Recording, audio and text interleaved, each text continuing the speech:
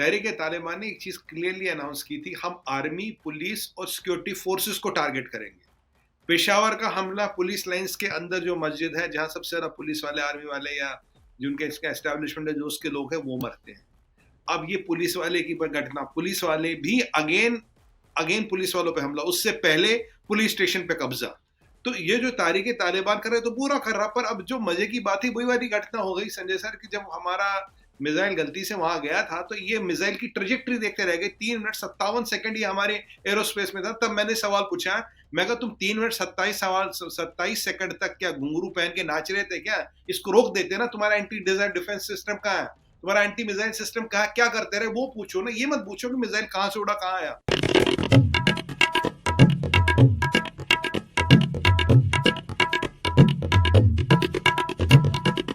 नमस्ते, आप सभी का स्वागत है आज की इस रात्रिकालीन परिचर्चा में। और बात किसकी करेंगे हम? सुमित पीर जी के साथ में। तो बात तो आज पाकिस्तान की ही होगी। स्वागत कर रहा हूं मैं सुमित पीर जी का। नमस्कार संजय सर, आपका बहुत बहुत धन्यवाद, साधुवाद।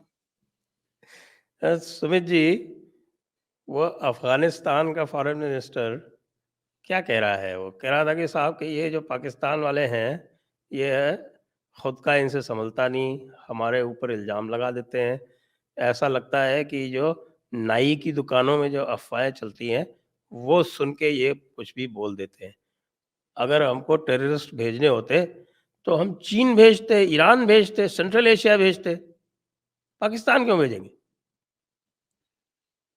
संजय सर नमस्कार। देखिए, आज पाकिस्तान की स्थिति ये है, उसमें एक और एंगल भी था पहले। एंगल ये है कि एंगल ये है कि जब ये पेशावर वाला वारदात होती है और बहुत मतलब भयंकर वारदात हुई है और इसमें मरने वाला 90% सिपाही है या फौजी है या फौज से रिलेटेड है। मेरे को ये बताया कि 3 को छोड़ के बाकी सब या तो पुलिस वाले हैं या फौजी हैं। हाँ, 90% मान लीजिए। ये मस्जिद उससे पुलिस लाइन्स के अंदर थी, यहाँ तलाशी होके जाना था। तो आज आपने देखा होगा, आज खुद आईएसआई, 3 लेयर सिक्योरिटी। वही कह रहा हूँ मैं आपको। सर आज खुद आईएसआई के अगेंस्ट पेशावर में नारे लगे, उस मस्जिद का जहाँ रकस है, डबरी गिरी है, वही नारे लगाए आईएसआई मुर्दाबाद, क्योंकि उसमें मैंने काफी पता किया ये एंगल है क्या। आईएसआई इसमें कहां से आ गया? सवाल ये है सर, देखिए अगर कोई भी सुसाइड वेस्ट लगा के जाएगा और डेटोनेट करेगा, उससे इतना बड़ा नुकसान नहीं हो सकता। पूरी मस्जिद का गिरना, 7 का मकान गिरना, 100 से ज्यादा लोग मर चुके हैं, 200 घायल है, जिसमें से 40-50 क्रिटिकल है। तो मान लीजिए 100-150 के आसपास इसका डेथ टोल आएगा। इतना एक्सप्लोसिव अगर आप C4 भी लगाओ, RDX भी लगाओ, इतना आप डैमेज नहीं कर पाओगे, इवन आप पिलर के साथ खड़े हो जाओ।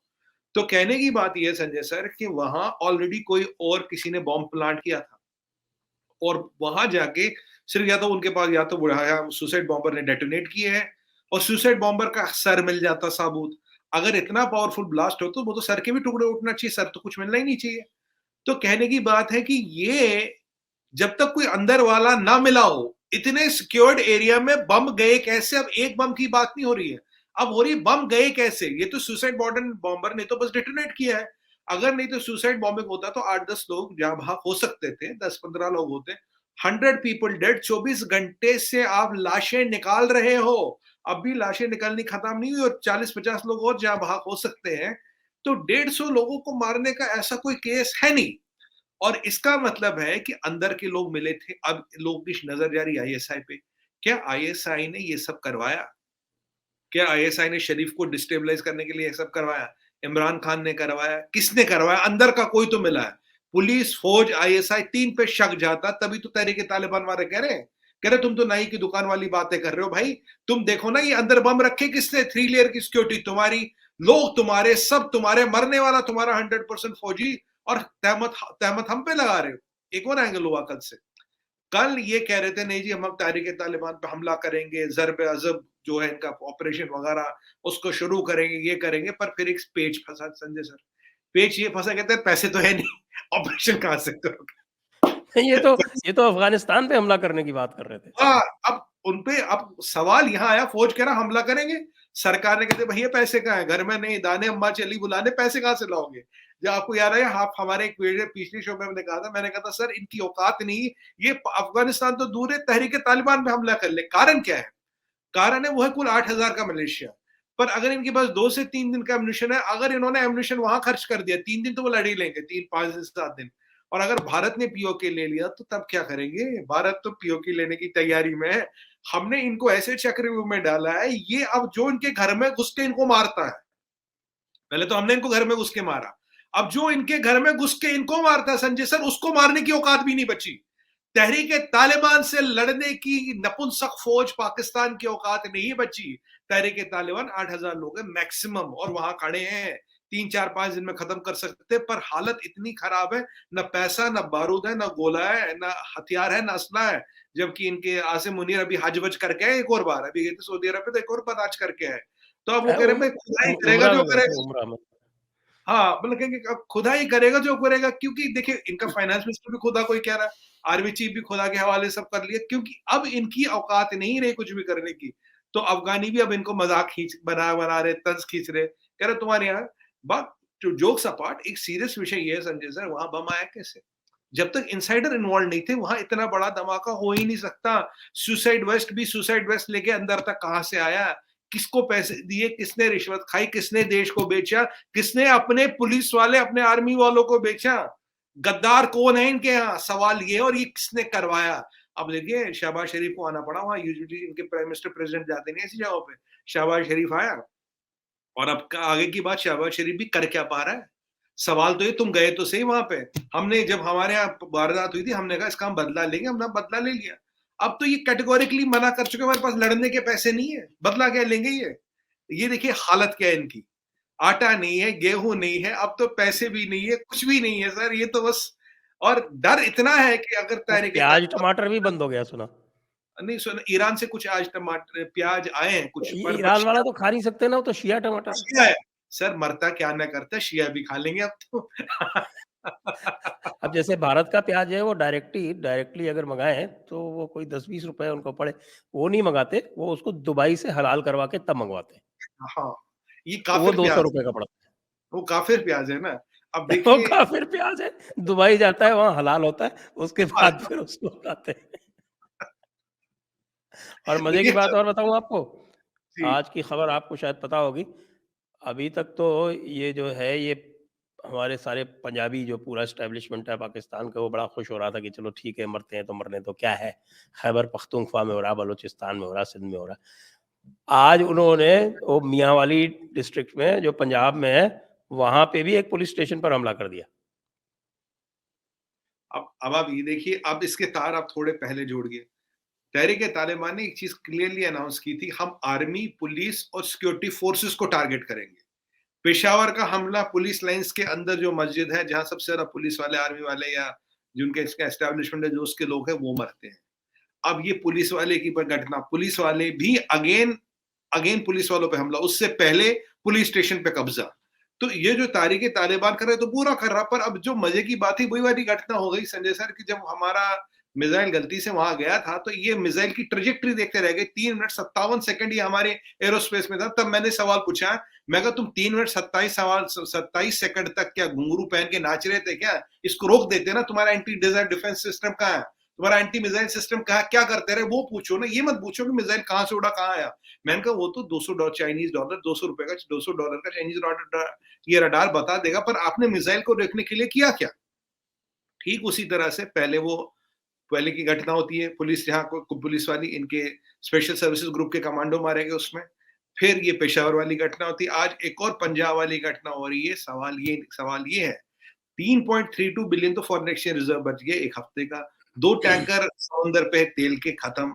और अब जो मिनी, अच्छा बाय द वे भी एक और खबर आई कि आईएमएफ ने इनका ये जो ये जो इन्होंने आईएफए से बात मीटिंग हो गई थी संजय सर, ये कैंसिल हो गई है, जहां तक सोर्स बेस्ड इंफॉर्मेशन के ऑफिशियल नहीं, कंफर्मेशन वो नहीं तो है आज मैंने देखा था, वो तो इन्होंने सारे अखबारों में आ गया, और हम्म, उन्होंने कहा कि आईएमएफ ने जो इन्होंने सोल्यूशन दिया था इनकी सर्कुलर डेट का, वो मानने हम्म, से इनकार कर दिया। वो प्लान भी खत्म। अब तो देखिए यहाँ का इसलिए अब इनको उसके ऊपर कुछ करना पड़ेगा। तो अभी तो करेंसी जो है वो 270 पे चल रही है। अब इसको 300 साढ़े 300 तक जाएगी, उसके बाद पेट्रोल की प्राइसेस और बढ़ेंगी, बिजली की प्राइसेस बढ़ेंगी, डेट रिकवरी करनी पड़ेगी, ये सब कुछ करना पड़ेगा। तब तक तो मुझे लगता है कि ये जो अभी 3.6 बिलियन था, तो ये 3.6 बिलियन तब तक तो मेरे ख्याल से ज़ीरो तक हो जाएगा। वैसे भी एलसीज़ तो ऑनर हो नहीं रही हैं, करेक्ट। एलसीज़ नई खुल भी नहीं रही हैं, हज़ारों कंटेनर पड़े हुए हैं, लगे हुए लाइन में। और एक बात और हुई आज, आपको ध्यान में आई कि नहीं आई? कि खैबर पख्तूनख्वा में पुलिस वालों ने काम करने से इनकार कर दिया। करेक्ट। ये देखिए संजय सर, 3 चीज़ें इम्पोर्टेंट है। सबसे पहले हज़ारों कंटेनर पड़े, एलसी नहीं खोल रहे। अगर एलसी खोलेंगे तो डॉलर 500 पार कर लेगा। हज़ारों कंटेनर, 90% इंडस्ट्रियल प्रोडक्शन बंद है, 90% इंडस्ट्री बंद हो चुकी है। जो कराची आपको 70% रेवेन्यू देती है, वहाँ 16-16 घंटे का पावर कट है। कराची के केवल 2 शहरों में, 2 सूबों में पानी आ रहा, बाकी पानी भी नहीं आ रहा वहाँ पे। मॉलों में खाना-पीना खत्म हो चुका है। और ये जो कल आईएमएफ ने कहा था मिनी बजट लाओ 600 बिलियन का, अगर ये 600 बिलियन रुपयों का मिनी बजट लाते हैं, तो ये जो पेट्रोल था, ये करीब 320 रुपए हो जाता। गैस में, बिजली में आपको 17 रुपए पर यूनिट बढ़ाना था, आपको पेट्रोलियम बढ़ाना था, गैस बढ़ाना था, आपको बिजली भी बढ़ानी थी। अब गैस से भी कुछ पता है, मुझे ध्यान नहीं आ रहा कितना पड़ा, गैस भी काफ़ी करीब-करीब 5 गुने महँगी हो गई। आटा, गेहूँ, चावल सब बचता। तो ये वो भी करने को तैयार थे। पर आज ये जो इनका जो सारा सिस्टम फेल हुआ, इसका मतलब क्या? इसका मतलब अगर ये सिस्टम फेल होता है, तो सऊदी अरब ने जो कहा था कि अगर आईएमएफ पैसे देगा, हम पैसे देंगे। चाइना ने कहा था अगर आईएमएफ पैसे देगा तो हम पैसे देने का सोचेंगे। यूएई ने कहा था अगर ये आईएमएफ पैसे देगा तो पैसे देने का सोचेंगे। तो आईएमएफ ने हाथ खड़े कर लिए। और ये तब डॉलर की परिस्थिति है संजय सर, जबकि 70% डॉलर अभी हवाला के थ्रू आ रहा, बैंकिंग के थ्रू नहीं आ रहा। अगर आप बैंकिंग के थ्रू डॉलर मंगाओगे तो आपको 1 महीना लगेगा $1000 मिलने में बैंक से। $100 के लिए भी 1 हफ्ता लग रहा है। और कल को बैंकों के पास पैसा रहेगा नहीं रहेगा वो तो कोई जानता ही नहीं। $3.2 बिलियन बचा, कब तक चलेगा? हफ्ते भर चलेगा ज्यादा से ज्यादा। अब इस परिस्थिति से निपटने के लिए लोग भेज रहे हैं हवाला के थ्रू। जो ब्लैक का मार्केट का डॉलर है, करीब 30% ज्यादा बिक रहा है। अभी एलसी नहीं खुल रही, कुछ नहीं हो गई, हजारों कंटेनरों में माल सड़ रहा है। शिपिंग कंपनियां कह रही भाई हम कराची छोड़ के जा रहे हैं। कराची में बिजली नहीं है। आप देखिए, इमेजिन करिए, 70% जीडीपी देता है। तो एयरलाइंस भी कह रही हैं कि हम छोड़ के जा रहे हैं पाकिस्तान। चलेंगे कहां से? तेल तो आ नहीं रहा, तेल नहीं मिल रहा, मैकेनिक नहीं मिल रहा, स्पेयर नहीं आ रहे सर। स्पेयर के बिना कौन सा जहाज उड़ेगा? स्पेयर चाहिए, इक्विपमेंट चाहिए। और यहाँ जो गाड़ी बनती है, जो मोटरसाइकिल बनता है, वो सारा कंपोनेंट बाहर से आता है। यहाँ कोई मैन्युफैक्चरिंग नहीं होती, केवल असेंबलिंग होती है। पाकिस्तान में मैन्युफैक्चरिंग का मतलब है असेंबलिंग। यहाँ कोई कंपोनेंट वंपोनेंट नहीं बनते, सब चाइना वाइना से आके जोड़ जाड़ के अपना बना देते, अपना लेबल लगा देते। ऐसी परिस्थिति में जो कंट्री का कोलैप्स है वो इमिनेंट है। लास्ट टाइम भी मैं कह रहा था कि पाकिस्तान के टूटने का श्री गणेश हो गया है। दुनिया की कोई ताकत इसे नहीं बचा सकती। आपको इसको बचाने के लिए $200 बिलियन लगाने पड़ेंगे। इतना फजूल का पैसा दुनिया में अभी कहीं नहीं है, किसी के पास नहीं है। और 200 बिलियन लगा के भी क्या करोगे? अगले साल फिर खड़ा हो जाएगा, वो फिर तो खड़ा हो बेचारे जाएगा। वो यूक्रेन में उलझे हुए हैं। अभी एक खबर और मैं देख रहा हूँ, मेरे सामने स्क्रीन चल रही है और उसमें ये बता रहे हैं कि TTP has claimed armed attack against a military fort in Spinwam, north Waziristan. ये लीजिए लेटेस्ट। देखिए, ये तो खैर ये तहरीके तालिबान वाले तो इनसे थोड़े ठीक निकले, वादे के पक्के हैं। ये कई सिविलियन टारगेट्स को टारगेट नहीं कर रहे हैं। ये उन्होंने पहले कहा था हम सिविलियन पे टारगेट नहीं करेंगे, हम तो भैया टारगेट करेंगे पाकिस्तानी मिलिट्री को, पाकिस्तानी पुलिस को, पाकिस्तानी एस्टेब्लिशमेंट को, क्योंकि तुमने हमें धोखा दिया है। अब वैसे उनको पैदा करने वाला भी वही है। पर देखिए, कुछ रिवायतों में, कुछ मजहबों में ऐसा कुछ है संजय सर, कि बाप को भी अगर रास्ते से हटाना पड़े गद्दी के लिए, अब औरंगजेब की बात लीजिए, बाप को भी हटाया था, भाइयों को भी मार डाला। तो ये कोई बड़ी बात नहीं है, बेटा बाप के अगेंस्ट चला जाए, ऐसे होता है इनके यहाँ, कोई नई बड़ी बात नहीं है। तहरीके तालिबान को बनाया इन्होंने, पाला पोसा इन्होंने, और आज वही तहरीके तालिबान इनके अगेंस्ट चला गया। बट एक चीज ये है कि देखिए, आप मानिए ये जो केपीके की कहानी है तो जल्दी खत्म हो रही है, इसमें तो कुछ बचा नहीं। बलोच वहां एक्टिव है, बलोचिस्तान में वो बहुत एक्टिव है, तो बलोच वाली स्टोरी भी खराब है।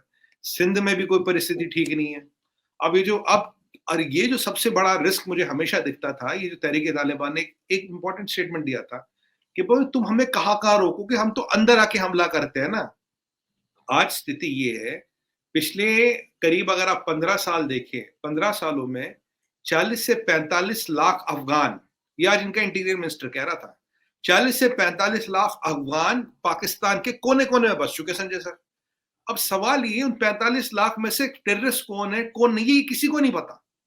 किसका चचेरा भाई वहां मुजाहिद है या वो है, किसी को नहीं पता। उसने बोला, आज बोला हमने तो मुजाहिद बनाए थे, ये टेररिस्ट बन गए। उसका इशारा कहां की तरफ था? अगर आप उसकी मैसेज को डिकोड करें, वो कह रहा है मेरे यहाँ 45 लाख लोग बैठे भैया, किस किस को पकड़ूं, इतनी तो मेरी फौज नहीं। सवाल तो ये, इतनी आधा फौज नहीं। आधा कराची पठानों से भरा हुआ है। हाँ, तो मैं किस किस को पकड़ूं? अब कौन सा पठान का एलिजेंस टीटीपी के साथ है, तालिबान के साथ है, मुझे नहीं पता। और कौन सा हो जाएगा, किसका चचेरा माई अहमद शाह मसूद निकल जाए, बैतुल्ला मसूद निकल जाए, कोई और निकल जाए, किसको पता? मुल्ला बिरादर के कितने बिरादर है, किसको पता? अब बिरादर भी तो बहुत हो सकते हैं ना यहाँ पे, भाई बिरादर बहुत हो सकते हैं, लिमिट तो है नहीं। अब ऐसी परिस्थिति में लोग हो रहे परेशान, क्योंकि आज मैं मानूंगा इस स्टेटमेंट को, अगर पॉलिटिकली इसको डिकोड करें, तो उन्होंने हथियार डाल दिए। वो कह रहे 45 लाख का नंबर है, पूरे पाकिस्तान में फैला हुआ, मुझे क्या पता कौन कौन है, मुझे क्या पता कौन कौन है, ये देखिए। और तालिबान ने भारत से दोस्ती की पेशकश की। तालिबान कह रहा आप हमारे आके प्रोजेक्ट कीजिए, जो हमारे यहाँ 500 प्रोजेक्ट रुके हैं, आप उन्हें कीजिए, विल एंश्योर 100% प्रोटेक्शन। और तालिबान ने फिर कहा मेरी जमीन किसी के अगेंस्ट यूज नहीं हो रही है। पर पाकिस्तान के केस में तो संजय सर, वो पाकिस्तान की जमीन पे बैठे हैं ना, अफगानिस्तान की जमीन की तो जरूरत ही नहीं। 45 लाख लोग बैठे हैं, तो जमीन की क्या जरूरत है बताइए? जमीन की तो जमीन की तो जरूरत ही नहीं है। अब देखिए इनकी इनकी इनकी देखिए, ये जो कर्मा हमारे यहाँ कहते हैं ना, Karma is Paramount, Karma is king.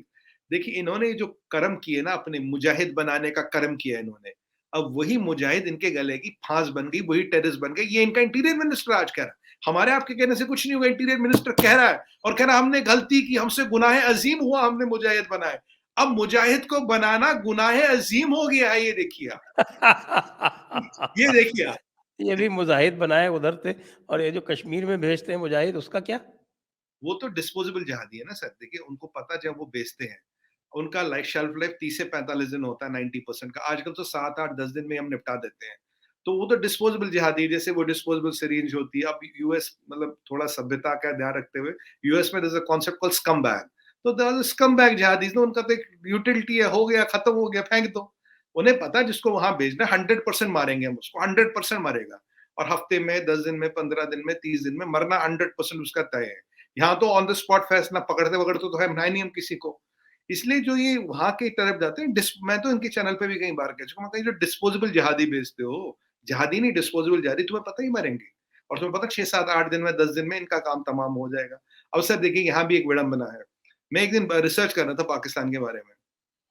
मैंने कहा यार, इनको जहादी इतने सस्ते कैसे मिल जाते हैं, ये कहाँ फैक्ट्री लगा रखी है? देखिए हूरों की फैक्ट्री है ऊपर, तो यहाँ जहादियों की फैक्ट्री कहाँ लगा रखी है? अब इतने जहादी मरेंगे तो आप खुद सोचिए कितनी होरें चाहिए होंगी, तो फैक्ट्री लगानी पड़ेगी ना, नॉर्मल प्रोडक्शन तो होगा नहीं। अब यहाँ पे देखिए एक चीज है संजय सर, ये जो कसाब के बाप को दिए थे 2 लाख रुपए, शायद दिए थे 2 लाख रुपए कुछ दिए थे उसके बाप को। अब मैं रिसर्च कर रहा था कि एक अच्छी क्वालिटी का बकरा पाकिस्तान में कितने का मिलता है। एक अच्छी क्वालिटी का बकरा 2.5 लाख रुपए का मिलता है। अब आप अच्छा, सोनिए, हाँ इतना महँगा बकरा? हाँ, अब बकरे की कीमत से सस्ता मिलता है जहादी, बकरे की कीमत से सस्ता मिलता है जहादी। दिक्कत कहाँ है? अब दिक्कत तो है नहीं कहीं पे। आजकल तो सुना गधों का एक्सपोर्ट बढ़ रहा है। हाँ, गधों के बाल बेच रहे हैं, गधे बेच रहे हैं। गधों के बाल के तो नंबर 1 एक्सपोर्टर तो पाकिस्तान है, बाकी गधों के भी नंबर 1 एक्सपोर्टर है। और कोई एक मौलवी साहब तो ये भी कह रहे कुत्ते भी एक्सपोर्ट करो चीनियों को। कि कह रहा अगर हम गधे और कुत्ते एक्सपोर्ट करें, उस पे ही हमारी इकोनॉमी चल जाएगी, उस पे सब ठीक हो जाएगा। परिस्थिति ये है कि वैसे ऑन द, मतलब ना, इफ वी टॉक सीरियसली, अभी ये आटा, अभी जो चावल 370 रुपए किलो चल रहा है, और अभी जो ब्रेकअप हुआ है, और अगर ये खोलेंगे सर, 700-800 रुपए किलो तो चावल चला जाएगा, 700-800 रुपए किलो। और इनकी एक और, आपको लोग, मैं अपने दर्शकों को बहुत इंपॉर्टेंट पॉइंट बताऊं जो लोग कवर नहीं करते। इनकी फर्टिलिटी रेट 3.5% है संजय सर, 3.5%। वाह! हाईएस्ट इन द हमारी वर्ल्ड। है, हाँ हमारी है, and it is highest in the world. अफगानों की भी इतनी है, बट अफगान की डेथ रेट, अफगान की बर्थ रेट, जो डेथ रेट है 13.5 है, तो वहां वो निपट जाते हैं। Afghanistan is a country of dying. उन्होंने हिंदू कुश किया था, तो कर्मा वापस आ गया, हिसाब वापस हो रहा है। अब यहाँ पे क्या हो रहा है, इसी ऐसी परिस्थिति चलती रही तो with in 20 years Pakistan will double its population Sanjay sir, double. तो करीब 45 लाख से 50 करोड़, 45 करोड़ से 50 करोड़ लोग हो जाएंगे इतने से पाकिस्तान में। हमारा हमारा फर्टिलिटी रेट क्या 2.2, 2.1 पे यू मेंटेन, 2.2 पे स्लाइटली ग्रो। नहीं, नहीं, यू नहीं, यू अब तो और कम हो गया है। हाँ 2.2 तो मुसलमानों का है इस वक़्त। हाँ पिछले में ही ये 1.8 हो गया था। हाँ, तो मतलब ओवरऑल में कंट्री का भी देखो 2.1, 2.2 we are stabilising, we are not increasing. आप सोचिए 20 साल में जब इनकी आबादी संजय सर डबल हो जाएगी, 45 से 50 करोड़ इतना सा पाकिस्तान, 800 रुपए किलो चावल और 50 करोड़ लोग, ये देखिए कहां जा रहा है ये। तो तब तो ऑप्शन ही कुछ नहीं बचेगा, एक ही ऑप्शन बचेगा। समझ गया क्या?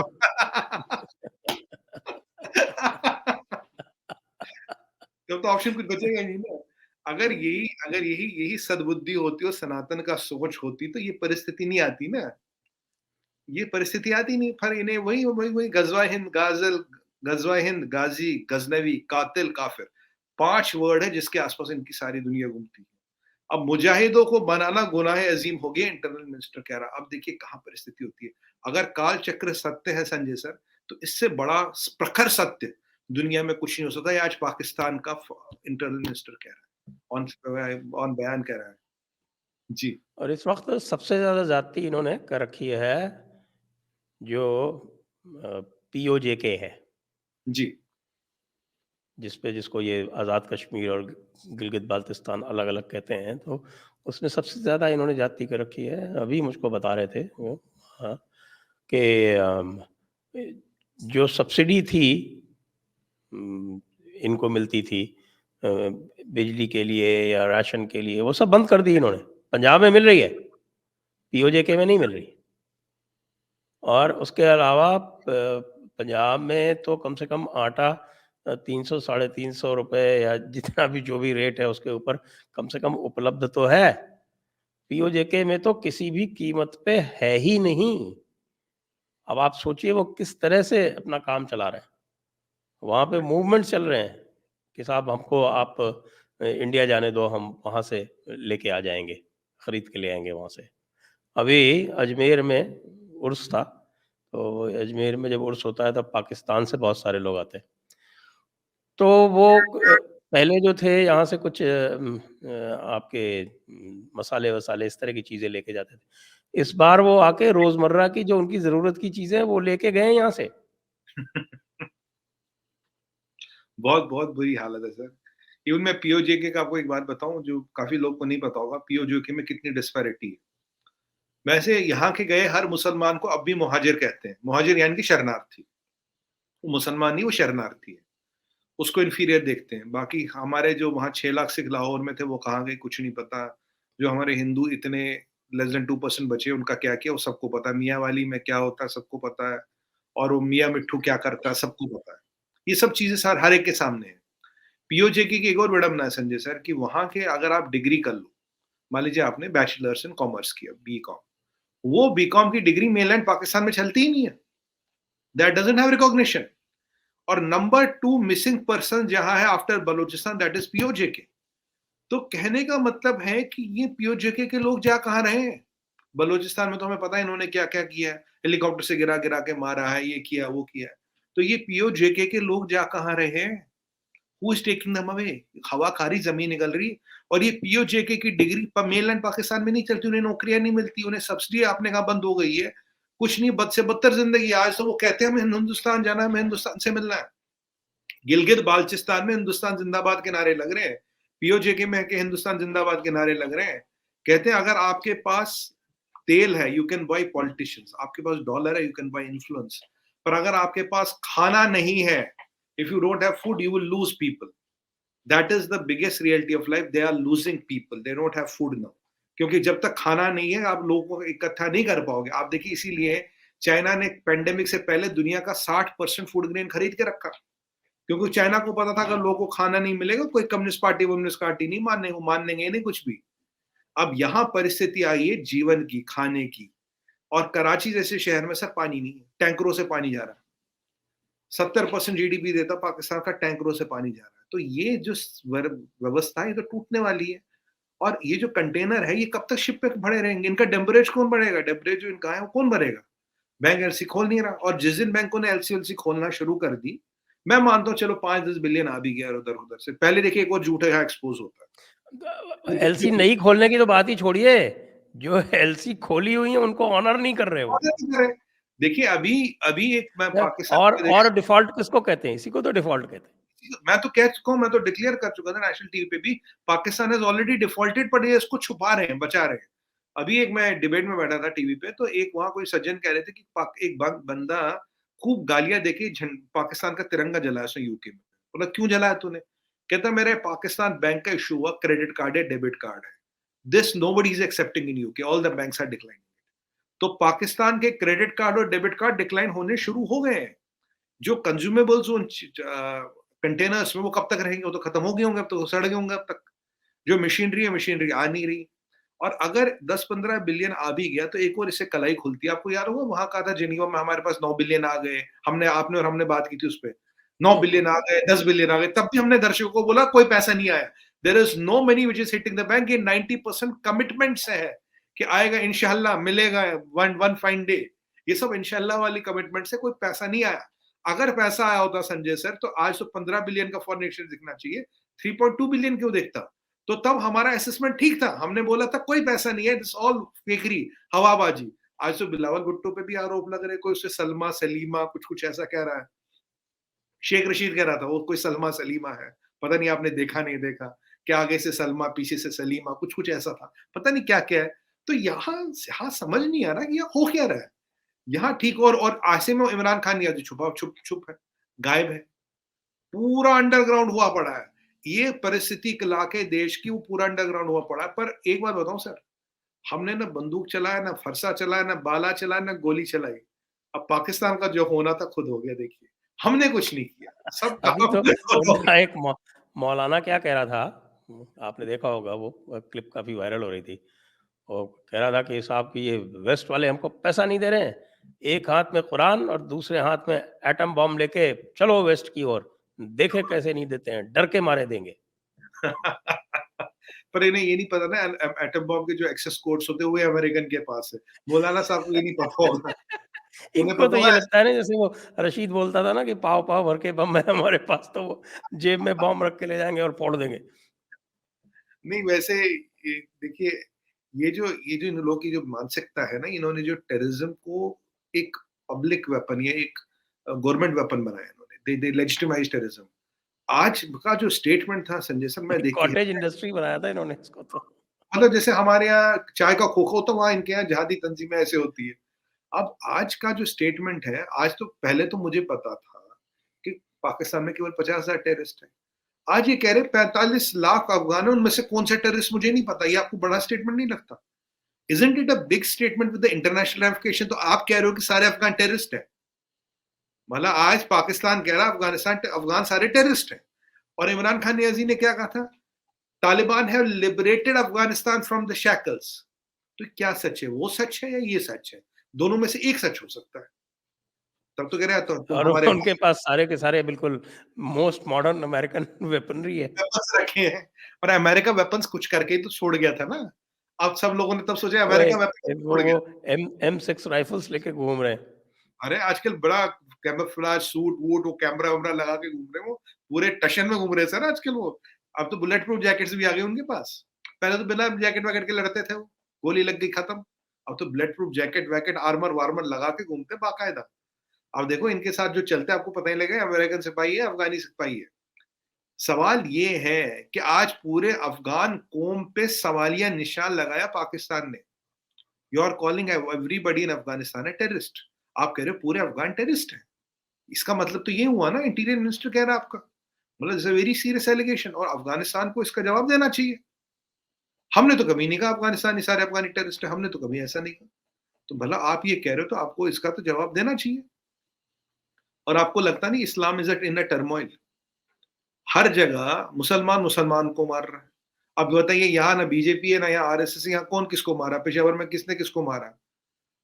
आप सीरिया ये एरिया, उनकी सारी चैनल्स पे यही डिस्कशन हो रहा है। हाँ कौन किसको मारा है यहाँ पे? यहाँ तो हिंदू भी नहीं है। आपने अफगानिस्तान से हिंदू को साफ कर दिया, हिंदू कुश नाम रख दिया, Hindu Kush means slaughtering ground of Hindus, you killed millions of Hindus in this ranges. पर अब तो अगर वहां हिंदू को मार दिया तो तुम्हारा बर्थ रेट 3.5 और डेथ रेट 13.5 क्यों है? 2.5 13.5 है। 2.5 30, why you are a country of dying, you are a country of dying people, why is Afghanistan dying? Hindu तो कोई है नहीं। अब काफिर तो नहीं, मार किसको रहे हो? काफिर तो बचे नहीं, तो किसको मार रहे हो? सच्चाई ये है कि जहां मतलब मुसलमानों की आबादी अपने में भी, यहाँ परिस्थिति ये पाकिस्तान की 98% मुसलमान है, तब भी मुसलमान मुसलमान से डरता है, तब भी मुसलमान मुसलमान को मारता है, जबकि आबादी 98% है। आप ये देखिए, आईसिस ने सबसे ज्यादा किसको मारा?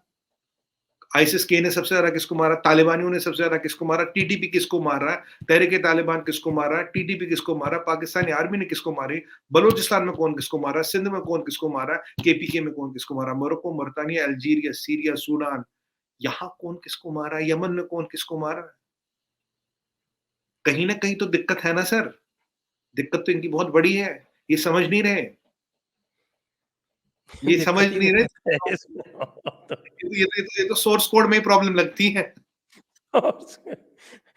अभी मैं देख रहा था कुछ इस वक्त काफ़ी तकरीरें चल रही हैं जो इंटेलेक्चुअल्स हैं उनके बीच में कि साहब की हमसे कहाँ पर गलती हो गई। और अब ये नहीं समझते कि गलती तो सीधी-सीधी ये बात है कि भई आप कहते हो कि इस्लामिक डेमोक्रेसी, अब इस्लाम में तो डेमोक्रेसी जो है वो अलाउड ही नहीं है। होता ही नहीं तुम कुछ। या तो पूरी तरह से इस्लामिक हो लो, जो अफ़गानिस्तान वाले आपको यही कह रहे हैं ना, कि अब भई आपने इस्लामिक कहा है तो आप पूरी तरह से इस्लामिक बनो पहले तो। और इस्लाम का मतलब ये हुआ कि उसमें डेमोक्रेसी तो हो नहीं सकती और आपको शरीयत लागू करनी पड़ेगी। अच्छा, शरीयत जो है उसका नाम लेके ये पूरी दुनिया को और अपने पूरी अवाम को बेवकूफ़ तो बनाते हैं। लेकिन ये जो सारे के सारे इनके जो अमीर, उमरा, जर्नैल, एलीट जितना भी है, वो सब वेस्टर्नाइज़्ड है। सबका एक पाँव जो है वो वेस्ट में है। सबके 2-2 पासपोर्ट हैं उनकी फैमिलीज़ के। तो वो तो शरीयत जो है वो दूसरे लोगों के लिए लागू करना चाहते हैं, खुद के लिए तो लागू नहीं करना चाहते।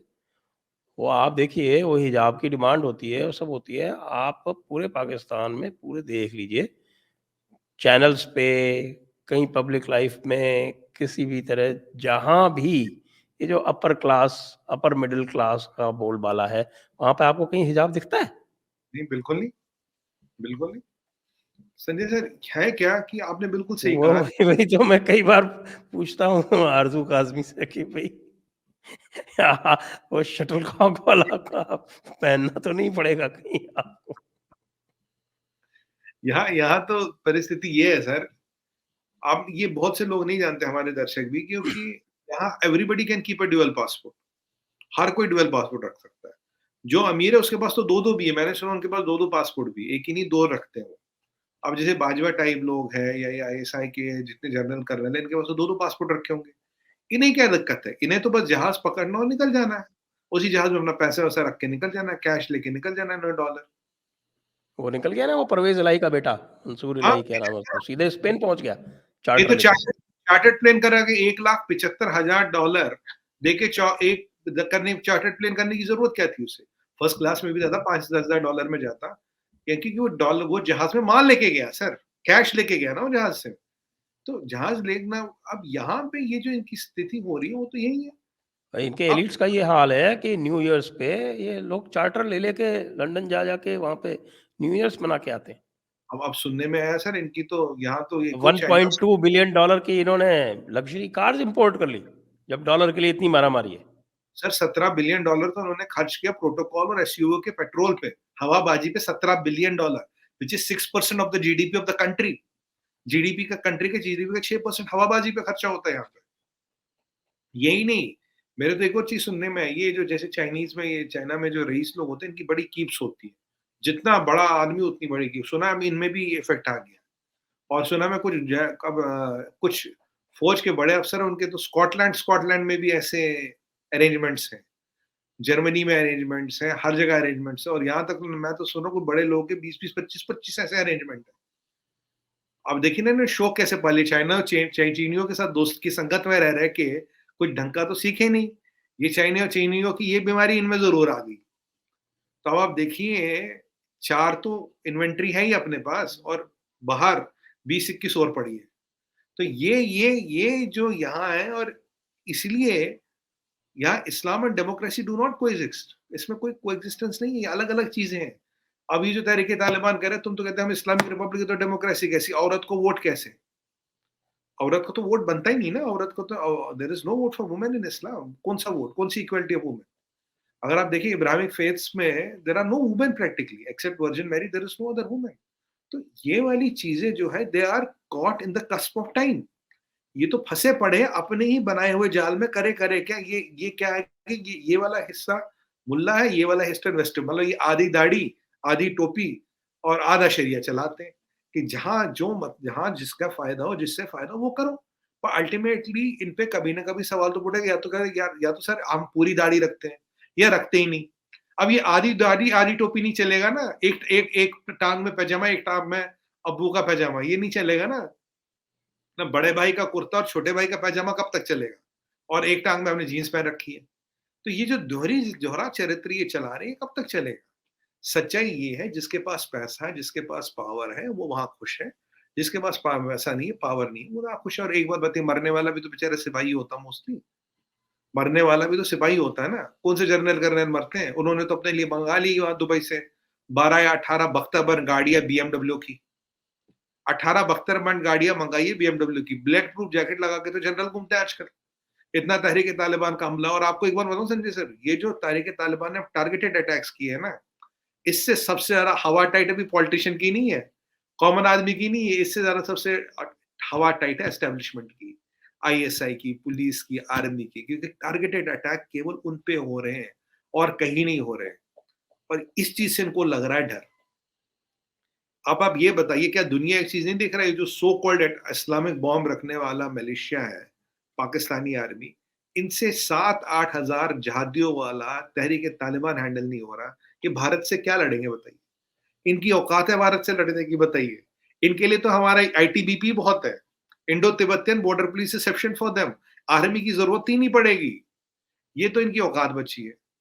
अब ऐसे में पर वही है कि वो रिलीजियस फतूर है, जज़्बा है, वो जज़्बात है कि भई हमारे पास बम है, इस्लामिक बम है। अब तो मुझे लगता है बम के कंपोनेंट बेचने के चक्कर में घूम रहे हैं, अब तो बम तो ख़ैर चलेगा नहीं।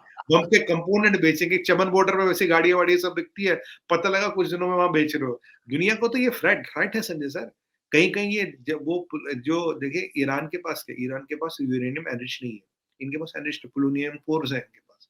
कहीं ऐसा ना हो कि कई बार ये प्लूटोनियम कोर्स ही बेच दे किसी को। इनका कोई गारंटी नहीं क्या किसको बेच दे। क्योंकि अगर बम काम का नहीं, बम के पुर्जे तो काम के टुकड़े-टुकड़ों में बेच देंगे। अभी एक पाकिस्तानी पकड़ा गया था मुझे लगा यूक्रेन जाता, ईरान खरीद लेगा इनसे। खरीद लेगा इनसे। अभी पाकिस्तानी गया था ना वैसे भी एक, इजराइल ने अटैक किया ईरान पे और नेतन्याहू ने पब्लिकली कहा है कि ईरान के बाद सबसे खतरनाक यदि कोई है तो वो पाकिस्तान है। तो अभी हाँ, इनके यहाँ वो भी हल्ला मच रहा है कि अरे कहीं इजराइल ये यहूद और हनूद मिलके हमारे ऊपर कुछ ना करते हैं। और दूसरी खबर ये आ रही है कि रिपोर्ट ये है कि economic growth to contract by 0.3%। किसकी? पाकिस्तान की और किसकी? इनकी इकोनॉमिक ग्रोथ है। हाँ, ये पहले वो तो हुआ करती थी 10-20 साल पहले। इन्हें इकोनॉमी से क्या मतलब? देखिए, शरिया में तो इस्लामिक वो देखिए इंटरेस्ट फ्री, 28% तो इन्फ्लेशन है। वो तो ये डिक्लेयर करते हैं सर। वैसे तो ये they have cross around 34% which is hyper inflation. एक बार हाइपर इन्फ्लेशन होती है, it can not be reverse. They have cross that. ये डिक्लेयर करे। आप देखिए जो आटा, जो आज चावल ₹60 ₹70 किलो था, ₹360 हो गया। चावल, आटा, गेहूँ, तेल, इन 4-5 चीज़ों पे ये बेंचमार्क किए रिटेल इन्फ्लेशन, आपको दिखेगी it has crossed much beyond that. इसीलिए तो अब इनके हाथ कुछ नहीं आ रहा ना, डिफ़ॉल्ट ये कर चुके हैं, पैसा इनके पास है नहीं। और इनका जो all weather blood brother China है, देखिए कैसे चाइनियों ने हाथ खींच लिया। और अब तो मुझे ये समझ नहीं आ रहा, जो चाइनीज़ भाभियाँ तो यहीं छोड़ गए वो लोकल, जीजे तो निकल गए होंगे, तो अब उनका क्या होगा? अब ऐसी ये भी एक दूसरी एक ह्यूमन प्रॉब्लम आएगी। कि ये जो चाइनीज़ जे पलायन करके गए और बहन जी लोग को यहीं छोड़ गए, तो बहन जियों का क्या करें? देखिए कई सारी समस्या है, इकोनॉमिक नहीं है, सोशियो इकोनॉमिक प्रॉब्लम्स में फंसा पाकिस्तान। जी। तो अ, भाई लोगों का क्या कर सकते हैं? वो जो उनकी सारी कंस्पिरेसी थी, आईएसआई की फंडिंग अगर रोक दें तो मुझे ख्याल से इस वक्त चारों तरफ कहीं कनाडा में खालिस्तान बढ़ा रहे हैं, कहीं ऑस्ट्रेलिया में खालिस्तान बढ़ा रहे हैं, और आईएसआई की फंडिंग जो है वो अभी भी नहीं रुक रही। और जो भी कुछ पैसा है, जो टोटल इनके पास पैसा आता है, उसका 52% बजट का तो जाता है डेट सर्विसिंग में। पिछली बार की जो बजट थी उसका बता रहा हूँ, 52% इन डेट सर्विसिंग। इंडिया का 20% है, कंपैरिजन कर लीजिए। 33% इन डिफेंस। क्या बचा? कुछ भी नहीं, 11%। 15% बचा। 15% में बाकी सब कुछ। सर अभी जो कल आपने परसों देखे, आईएमएफ ने एक इनकी गोची पकड़ी थी। इन्होंने जो आईएमएफ को अपना रेवेन्यू वगैरह दिखाया, इनका बजट जो है वो 9.5 ट्रिलियन रुपीस का है। आईएमएफ ने पढ़ा यार, जो रिसिप्ट साइड में तुमने 2 ट्रिलियन की गोची दिखाई है, 2 ट्रिलियन रुपीस की। तो अगर, और तभी तो वो मिनी बजट की बात कर रहे थे ना 500 बिलियन की। और अगर आप इनके लोगों से पूछे ये गोची कितनी है, ये कहते हैं 4 ट्रिलियन की। Sir we are talking of a budgetary deficit of, जो आईएमएफ ने डिक्लेयर कर दिया वो तो 2 ट्रिलियन बोल दिया, 9.5 ट्रिलियन में से 22%। अगर 4 ट्रिलियन है तो we are talking of physical deficit of 44-45%। दुनिया में संजय सर कौन सी इकोनॉमी इतने बड़े फिजिकल डेफिसिट पे चलेगी? यहाँ 4-5% की बातें होती है, हमारे यहाँ 4-5%, 5%, 6%। यहाँ हो रही है 22 से 45% की बातें। 22 से 45% फिजिकल डेफिसिट की बात है। That is the reality of life. तभी तो आईएमएफ ने मजबूरी में कहा we do not trust your numbers. आप ये 500-600 बिलियन रुपीस का एक मिनी बजट लाओ। मिनी बजट का तो शुरू ही वहीं से हुआ ना, because they found that there is a loop hole in their revenue projections. ये तो हालत है। आप देखिए 9.5 ट्रिलियन में से 4 ट्रिलियन का डेफिसिट रुपीस, 9.5 ट्रिलियन में से 4 ट्रिलियन रुपीस का डेफिसिट, तो क्या होगा यहाँ पे? What will happen? तो अब भी कोई कहता कि पाकिस्तान बचेगा? और एक और चीज जो यहाँ पे लोगों को जानना जरूरी है, आईएसआई, लोग को काफियों को ये धारणा है कि आईएसआई जो है वो मिलिट्री के अंदर है। सच्चाई ये है कि आईएसआई किसी के अंडर नहीं है। ISI does not report to the Asim Munir. ISI is independent entity. वो एक डॉटेड लाइन कुछ थोड़ी बहुत उनकी हो सकती है, बट आईएसआई अपने डिसीजन लेता है, अपना बजट मिलता, सब कुछ खुद करता। ISI is literally answerable to nobody. ISI is a sarkar in its own. एक पैरेलल सरकार एस्टेब्लिशमेंट नहीं है, पैरेलल सरकार आईएसआई है। और ये एक सच्चाई है। और जब ये आसिम मुनीर है, मिलिट्री इंटेलिजेंस भी रह चुका है, ये आईएसआई का हेड भी रह चुका है, अब ये चीफ ऑफ आर्मी स्टाफ है। He is the most dangerous man roaming planet earth today.